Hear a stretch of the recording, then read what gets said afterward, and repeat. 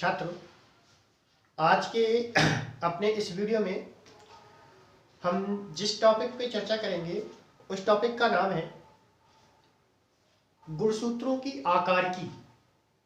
गुणसूत्रों की आकारकी से तात्पर्य मॉर्फोलॉजी ऑफ क्रोमोसोम।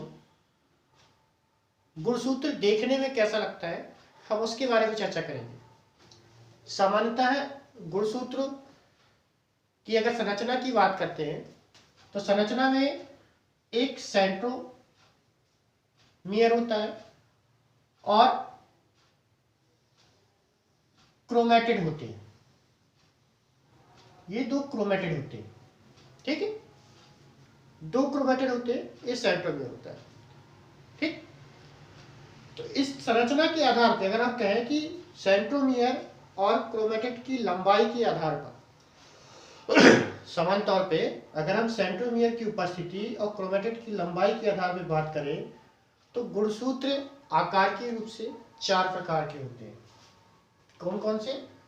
मेटासेंट्रिक, सब मेटासेंट्रिक, टीलोसेंट्रिक और एक्रोसेंट्रिक। चार प्रकार के होते हैं, ठीक है।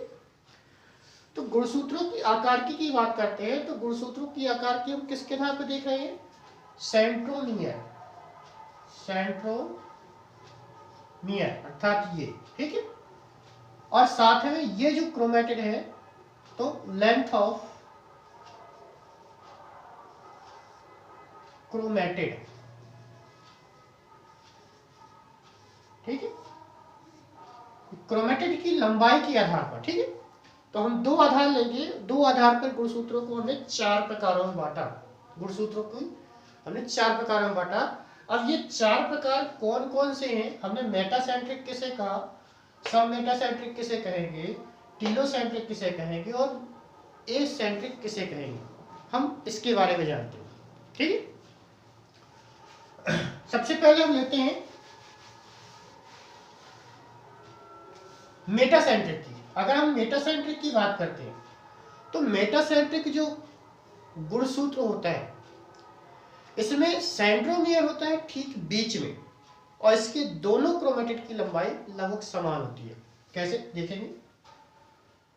यह है सेंट्रोमियर और इसकी एक क्रोमैटिड अगर हम बात करें ये ऊपर की ओर और दूसरा क्रोमैटिड नीचे की ओर है। तो आप देखेंगे कि दोनों क्रोमैटिडों की लंबाई सेम होगी। ये सेंट्रोमियर कहलाता है, सेंट्रोमियर, ठीक। और ये है क्रोमैटिड, क्रोमैटिड ये भी क्रोमैटिड है, क्रोमैटिड, ठीक। अब जो मेटासेंट्रिक प्रकार का, अगर मेटासेंट्रिक की बात करते हैं तो मेटासेंट्रिक में दोनों क्रोमैटिडों की लंबाई लगभग समान होती है। वो अगर हम अर्धसूत्रीय विभाजन की एनाफेज अवस्था की बात करें तो एनाफेज अवस्था में ये वाला गुणसूत्र कुछ इस प्रकार का दिखाई देता है।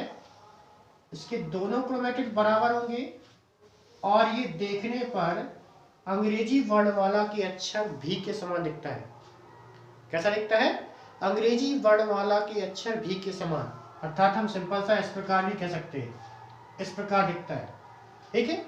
तो मेटासेंट्रिक जो गुणसूत्र होता है उसके दोनों भुजाएं लगभग बराबर होती है और सेंट्रोमियर मध्य में होता है, अर्थात क्रोमैटिड की लंबाई समान और सेंट्रोमियर मध्य में होता है। एनाफेज अवस्था में देखने पर यह अंग्रेजी वर्णमाला के अक्षर भी के समान दिखाई देता है, ठीक है। हम दूसरी बात करते हैं सब मेटासेंट्रिक की। तो सब मेटासेंट्रिक में क्या होता है कि सब मेटासेंट्रिक में एक क्रोमैटिड की लंबाई क्या हो जाती है? बड़ी, एक क्रोमैटिड बड़ा, उसके बाद सेंट्रोमियर और दूसरे क्रोमैटिड की लंबाई थोड़ी सी कम जाती है, अर्थात एक क्रोमैटिड लंबा, एक छोटा और सेंट्रोमियर पाया जाता है, ठीक है। अगर हम इसकी बात करें तो ये कुछ ये कैसा एल और जे के समान दिखता है अगर एनाफेज की बात करें।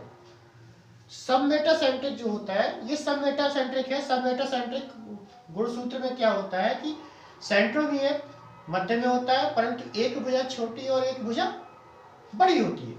अगर इसको हम एनाफेज अवस्था में देखते हैं तो ये कुछ इस प्रकार दिखता है, ये बड़ी वाली भुजा, सेंट्रोमियर, और ये छोटी भुजा, ठीक है। ये जे के समान आप बना सकते हो, उल्टा जे। और इसी को यदि हम दूसरे प्रकार से कन्वर्ट करें तो ये कुछ यल के समान भी दिखता है, ये अगर इसकी भुजा को सीधा कर देते।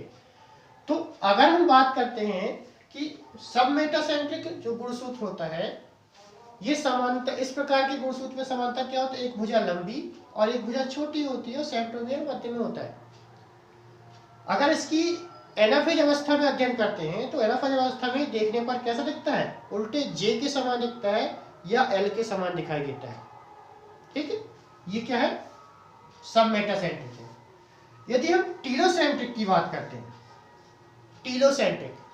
टीलोसेंट्रिक गुणसूत्र की बात करें तो इस प्रकार के गुणसूत्र में एक भुजा बिल्कुल ही छोटी होती है तथा दूसरी भुजा अपनी संपूर्ण लंबाई में होती है। जैसे देखिए, एक भुजा बिल्कुल ही छोटी और इसी के पास सेंट्रोमियर होता है और दूसरी भुजा अपनी लंबाई के बराबर होती है पूरी। दूसरी भुजा क्या होती है, अपनी पूरी लंबाई में होती है, इस प्रकार, ठीक है। दूसरी भुजा, एक भुजा बिल्कुल छोटी सेंट्रोमियर और दूसरी भुजा पूरी लंबाई में, ये इस प्रकार के गुणसूत्र को हम क्या कहते हैं, टीलोसेंट्रिक कहते हैं। मतलब एक भुजा ये, और देखने पे देखा जाए तो ये किस प्रकार दिख रहा है, रॉड के समान सीधी सीधी छड़ाकार दिखता है, ठीक। और एनाफेज अवस्था में यह रॉड के समान ही दिखाई देता है। तीसरा है एक्रोसेंट्रिक, चौथा है एक्रोसेंट्रिक। एक्रोसेंट्रिक गुणसूत्र में केवल एक ही क्रोमेटिड पाया जाता है जिसके ऊपर सेंट्रोमियर उपस्थित होता है, कुछ इस प्रकार। ये सेंट्रोमियर होगा और इसके नीचे का एक भुजा, ये क्रोमेटिड, ठीक है। तो इस प्रकार के गुणसूत्र को हम क्या कहते हैं, एक्रोसेंट्रिक कहते हैं। तो सेंट्रोमियर और क्रोमेटिड की लंबाई के आधार पर गुणसूत्रों को 4 प्रकारों में बांटा गया है। मेटासेंट्रिक, जिसकी दोनों भुजाएं बराबर और सेंट्रोमियर मध्य में होता है, एनाफेज अवस्था में यह वी के समान दिखाई देता है। दूसरा सब मेटासेंट्रिक, इसमें एक भुजा छोटी है, एक भुजा बड़ी होती है और एनाफेज अवस्था में यह उल्टे जे के समान या यल के समान दिखाई देता है। तीसरा है टीलोसेंट्रिक। टीलोसेंट्रिक गुणसूत्र में एक भुजा अत्यंत ही छोटी होती है और दूसरी भुजा बड़ी होती है, ठीक। यह एनाफेज अवस्था में यल या आई के समान दिखाई देता है।